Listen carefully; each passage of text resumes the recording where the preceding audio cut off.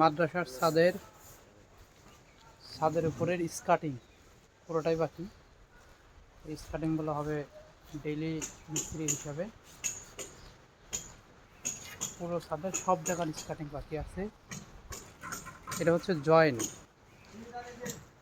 এই জয়েন্ট বিটের এখানেও প্লাস্টার, নেট ফিনিশিং এগুলো সব ডেইলি লেবারের মাধ্যমে হবে, ডেইলি মিস্ত্রির মাধ্যমে। সব জায়গার স্কার্টিংই বাকি আছে, সুতরাং এগুলো সব ডেইলি মিস্ত্রির মাধ্যমে কাজ সম্পন্ন করা হবে।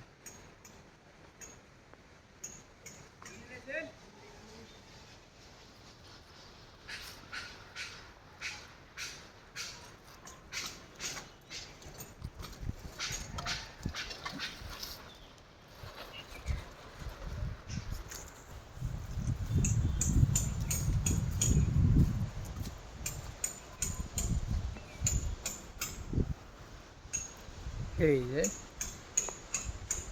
স্কার্টিং সব বাকি আছে এবং জয়েন্ট বিটও বাকি আছে।